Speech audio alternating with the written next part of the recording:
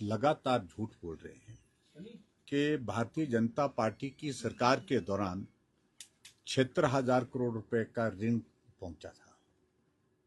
Financial year का जिक्र कर सकते हैं। अक्टूबर के लास्ट में कोड ऑफ कंडक्ट लगने के पश्चात अक्टूबर, नवंबर, दिसंबर, जनवरी, फरवरी, मार्च कि जो रेवेन्यू डेफिसिट ग्रांट का जो हर महीने का जो शेयर आता था, वो शेयर किसने खर्च किया? वो किया प्रदेश की। गलत बोल रहे हैं। और जो ऋण की जो बात करें, ऋण की 76,000 करोड़ की जो बात कही है उन्होंने, तो पहली बात तो मैंने रेवेन्यू डेफिसिट ग्रांट की कही आपको कि रेवेन्यू डेफिसिट ग्रांट जो है 17,000 करोड़ नहीं, लगभग 30,000 करोड़ के करीब करीब जो है कांग्रेस की गवर्नमेंट को मिली, और इस महीने तक उनको रेवेन्यू डेफिसिट ग्रांट अभी तक मिल रही है। अब बात आती है जो ऋण की बात कर रहे हैं, 76,000 करोड़ आपने ऋण लिया। मेरा एक्चुअल ऋण जब मैंने एग्जिट किया था, जब गवर्नमेंट से हम बाहर हुए, तो 69,000 करोड़ के करीब था। 6,500 करोड़ रुपए की जो लिमिट हमारी लोन की बची हुई थी, वो हमने नहीं ली। और कांग्रेस की सरकार बनने के बाद दिसंबर में जैसे शपथ ली उन्होंने, 11 दिसंबर को शपथ ली, दिसंबर के महीने में, जनवरी के महीने में, फरवरी के महीने में और मार्च के महीने में उन्होंने वो 6,500 करोड़ रुपए का जो लिमिट बची थी वो ली। फाइनेंशियल ईयर का मेरे खाते में कैसे आएगा? फाइनेंशियल ईयर भले ही वो 2022-23 था, लेकिन जो लिमिट हम छोड़ गए थे, ऋण की लिमिट छोड़ गए थे 6,500 करोड़ रुपए की, वो एग्जॉस्ट ने की और उसको हमारे खाते में डाल रहे, जबकि वो ने अपने इसके लिए जो है इस्तेमाल की, अपने समय के लिए इस्तेमाल की। तो इसलिए आंकड़ा दूसरा गलत ये है। और मैंने जो एक आंकड़ा आपके सामने जो रखा है, वो आंकड़ा में बड़ा उसको मैं आपके सामने में ये कहना चाहूंगा। देखिए, वो आंकड़ा विशेष तौर से जो ऋण लेने का है, ऋण लेने का जो आंकड़ा है, इन दोनों के कार्यकाल में ऋण लेने का आंकड़ा जो है वो चला गया है। वो चाहे वो पूर्व की सरकार रही, वीरभद्र सिंह की सरकार रही, चाहे वो कोई और सरकार रही, मैं बात को ज्यादा डिटेल में जान, तो वो ऑल टाइम उसमें मोर देन 10% रहा। और सुक्खू जी की सरकार का जो ऋण एनुअल ग्रोथ जो है वो 16.3 ऑल टाइम हाई। और जबकि मेरे समय में जो हमने ऋण, जिसका ऋण का शोर बहुत करते हैं, बहुत शोर डालते हैं कि ऋण लिया, हमने लिया, एनुअल ग्रोथ जो हमारे ऋण की जो थी, इट वॉज 7.2%। बहुत अंतर है भाई, दुगने से भी ज्यादा। यानी कि कहां 16.3%, कहां 7.2% हमने ऋण कम लिया कंपैरेटिवली। लेकिन उसके बावजूद भी मैं यही कहूंगा कि जो अभी का जो बजट इन्होंने प्रस्तुत किया है, हर एक सेक्टर में इनका जो है बजट घटा है। सब्सिडी का बजट इनका आधे से भी कम हो गया है, लेकिन कह रहे हैं कि 300 यूनिट बिजली हम फ्री देंगे। सोशल वेलफेयर में बजट जो है लगभग 40% से भी ज्यादा इनका कम हुआ है, लेकिन उसके बावजूद भी कह रहे हैं कि हम जो है 1 लाख महिलाओं को जो है वो जो बीपीएल परिवार से नीचे की है उनके लिए 1,500 रुपए देंगे। ये कैसे हो सकता है?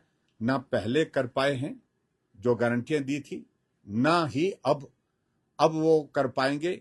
और अभी जो झूठी घोषणा की है, हम तो उनमें एक ही चीज को पूछते हैं कि आप रोबोटिक सर्जरी पर तो चले गए।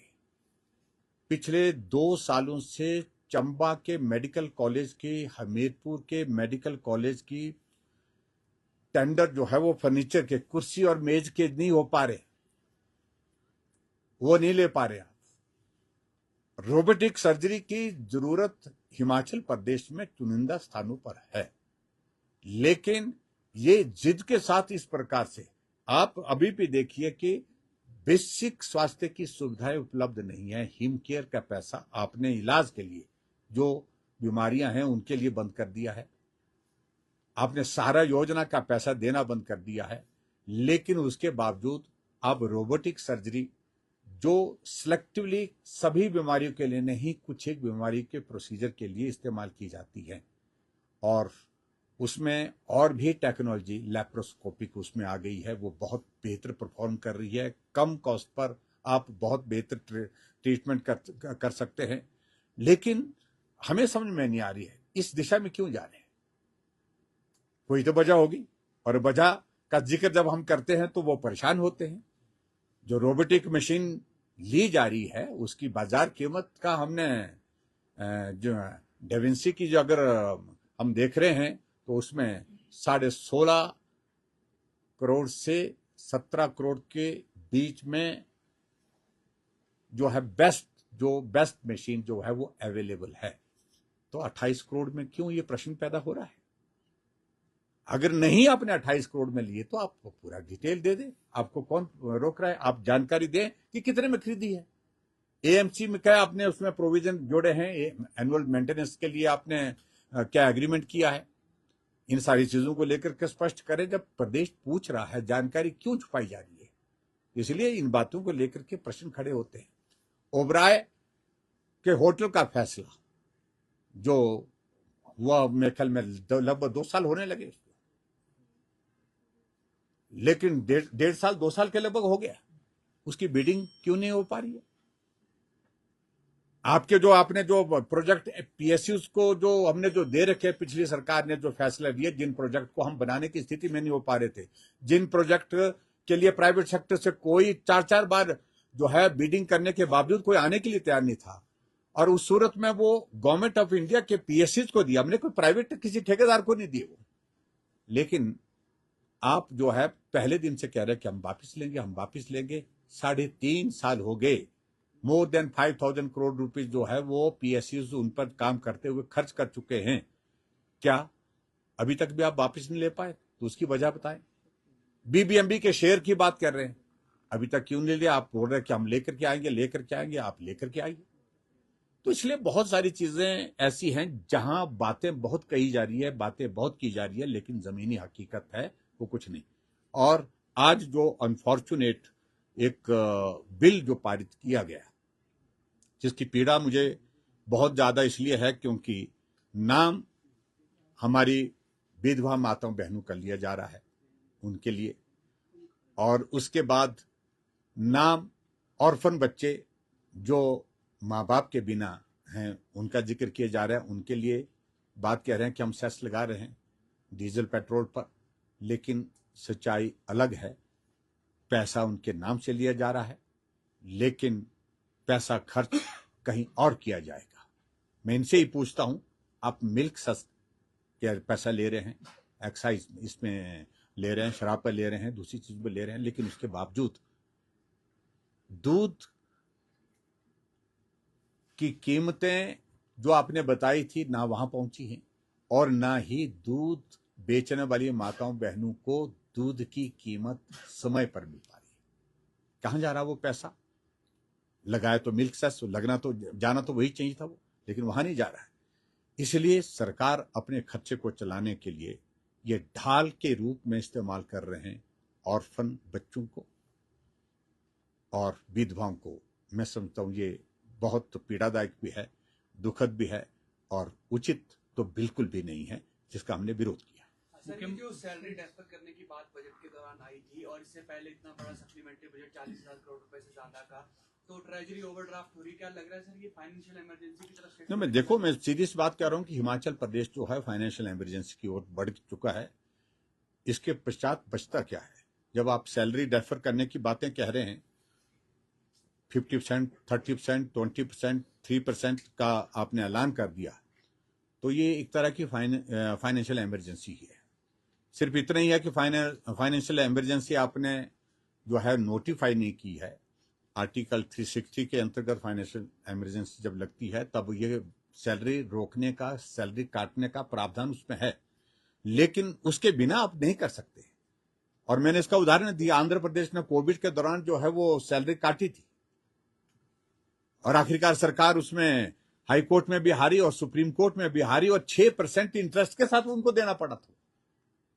तो ये स्थिति कहीं हिमाचल प्रदेश में ना आए, तो इसलिए कदम वो उठाइए जिससे सही मायने में प्रदेश की आय बढ़े, प्रदेश आत्म सम्मान के साथ आर्थिक रूप से खड़ा हो सके, उसके लिए कदम उठाइए, लेकिन इस प्रकार के कदम मत उठाइए जिनको आपको फिर से वापिस लेना पड़े, फिर से विचार करना पड़े। और जिस तरह से एंट्री टैक्स का जो मुझे जानकारी मिली उसको रिव्यू किया जा रहा है, जबकि टेंडर कर चुके हैं, टेंडर की प्रक्रिया हो चुकी है और उसके बाद अलॉटमेंट कर दी गई है, लेकिन उसके बावजूद आज कैबिनेट की बैठक में मुझे जानकारी मिली है, मुझे कंफर्म नहीं है, लेकिन बताया गया कि उसको रिव्यू करने की दिशा में कुछ बात हुई है। लेकिन सर मुख्यमंत्री कह रहे हैं कि हिमाचल में कोई जो है वो फाइनेंशियल इमरजेंसी नहीं है। अभी सदन में उन्होंने कहा है, जैसे आपने भी सुना होगा, केवल जो फाइनेंशियल डिसिप्लिन है उसको क्रिएट किया जा रहा है और आत्मनिर्भरता की तरफ हम बढ़ रहे हैं। तो फाइनेंशियल रिफॉर्मेटिव वेज हैं जिनसे हम रिफॉर्मेटिव वेज हैं, लेकिन उसमें एक चीज को मान करके उनको चलना पड़ेगा कि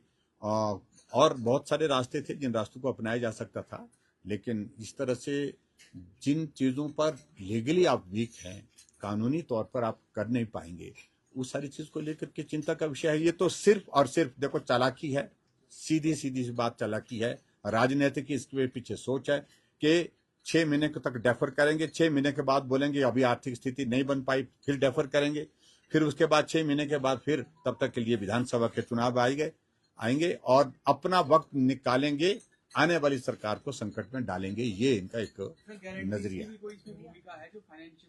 तो डेफिनेटली अपनी गारंटी को पूरा करने के लिए लोगों की सैलरी काट करके ये कतई भी उचित नहीं है। इनको इससे बेहतर अच्छा ये होता है कि मुख्यमंत्री स्वयं बोलते हैं कि भाई ये स्थिति प्रदेश की जो बन चुकी है आर्थिक रूप से, ये संभव नहीं है। जो गारंटी की बातें हमने की थी, हम हाथ जोड़ करके माफी मांगते हैं कि ये संभव नहीं है, तो इसलिए गारंटी की बात पीछे गलती से हो गई, आगे फिर से नहीं करेंगे और आप भी गारंटी भूल जाओ, हम भी गारंटी भूल जाएं, तो मैं समझता हूँ कि एक ऐतिहासिक कदम होता है। मुख्यमंत्री कह रहे हैं कि आप पढ़कर नहीं आया है, विपक्ष से आंकड़े डिफेंड किए जा रहे हैं, जो आंकड़े हैं कुछ अलग है, इस तरह का मुख्यमंत्री का कहना। आप किस दस्तावेज करने की बात कही उन्होंने? देखिए ऐसा सदस्यता को रोबोटिक सर्जरी का हमने रेफरेंस किया है, हमने आप गूगल पर भी देखें, 14 से 20 करोड़ तक जो है वो जो उसका रेंज है, उसके अगर उसके रेट की जो मशीन ली गई है,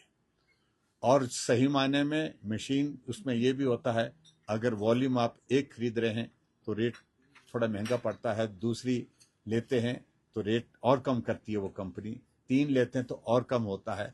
लेकिन ये 2 मशीनों का टेंडर किया था, खरीदने 6 जा रहे हैं, तो ये बड़ी विचित्र स्थिति है कुल मिलाकर के। तो नेगोशिएट करना चाहिए इनको। मेरा कहने का मतलब हमारा लक्ष्य सिर्फ इतना है कि प्रदेश का पैसा बचे। अगर जिस तरह के प्रश्न खड़े हुए हैं सारी इसमें, उन प्रश्नों पर विराम तभी लगेगा अगर मुख्यमंत्री पारदर्शिता के साथ वो सारे आंकड़े सदन के अंदर रखें। मुख्यमंत्री तो सर अभी भी कह रहे हैं कि हम आत्मनिर्भरता की तरफ आगे बढ़ रहे हैं, 2027 में आत्मनिर्भर हो जाएंगे। अपने आप उन्होंने कहा है, पैरा जो मैंने किया है, पैरा 9 में जो जिक्र किया है कि हिमाचल प्रदेश रेवेन्यू सरप्लस कभी नहीं हो सकता, और एक तरफ से कह रहे हैं कि हिमाचल प्रदेश 2027 में आत्मनिर्भर हो जाएगा, 2032 में प्रदेश जो है वो देश का सबसे समृद्ध राज्य, सबसे अमीर राज्य बनेगा। तो वो फार्मूला क्या है, वो फार्मूला अभी तक आ नहीं रहा है। तो इसलिए मैं मुख्यमंत्री की बातों पर अब प्रदेश को कोई भरोसा ही नहीं है। जो कहते हैं वो सच्चाई होती नहीं, सच्चाई से कोसों दूर होते हैं। सर मुख्यमंत्री तो दावा कर रहे हैं कि 2032 में वो ओपीएस भी देंगे, तो कैसे देखते हैं? ऐसा है कि 2032 का तो बहुत फासला है अभी, तो मुझे लगता है कि वो कहना उचित नहीं है। अगर वो ऐसी दूर की सोच रहे हैं तो मैं समझता हूँ कि बहुत बड़ी गलतफहमी में है। उनकी गलतफहमी जब अगला चुनाव होगा, विधानसभा का चुनाव होगा, तो दूर हो जाएगी। प्रदेश की जनता ने महसूस किया है कि बहुत बड़ी गलती हो गई है, इस गलती को सुधारना चाहती है प्रदेश की जनता, और जल्दी में है। इंतजार बहुत लंबा हो गया है। बोलते हैं, हमसे ही पूछते हैं ये सरकार कब जा रही है, तो हमने कहा सुख से ही पूछ लो। तो इसलिए मैं यही कहूंगा कि प्रदेश की जनता को जल्दी है। सर इस सरकार के कार्यकाल को आप कैसा देखते हैं? 3 साल से ऊपर सरकार हो गई, जो इन्होंने काम किए किस तरह से आप देखते हैं? नहीं, देखिए सिस्टम ही कोई नहीं है। आप अंदाजा लगाए कि जिसको हम बोलते हैं ना भूसड़ा है, एक तरह का कि मतलब खलारा जिसको डाल सकते हैं, बिखेरना चीजों को, तहस नहस करना, व्यवस्थाओं को तार तार करना, ये है सरकार वर्तमान में जो चली हुई है। जहां उनके कैबिनेट के मंत्री कुलीग्स को मालूम नहीं होता कि मुख्यमंत्री जी क्या करने वाले हैं, उनके पार्टी के साथियों को मालूम नहीं होता है, अपने सोच में रहते हैं, अपने फैसले लेते हैं और थोप देते हैं। फिर बाद में उनके ही मंत्री विधायक फिर बातों का जिक्र करते हैं कि बहुत दुर्भाग्य है। अब आपने देखा होगा कि बजट में मुख्यमंत्री बोल रहे थे, बहुत दौर ऐसे आए जब अधिकांश सदस्य सदन के अंदर थे ही नहीं। अन्यथा बजट में आज से पहले हमने भी बजट पेश किए, लेकिन मुख्यमंत्री जब तक भाषण समाप्त नहीं करते तब तक के लिए कोई सदस्य अपनी जगह से, कोई मंत्री उठ करके नहीं जाता है। वो गरिमा के खिलाफ होता है, लेकिन उनको अब गरिमा की बात तो रही नहीं, तो बोलते मुख्यमंत्री गरिमा तोड़ते हैं, तो हम भी तोड़ते हैं, थोड़ा बहुत बोलते हैं, ऐसा बोलते हैं। Thank you please.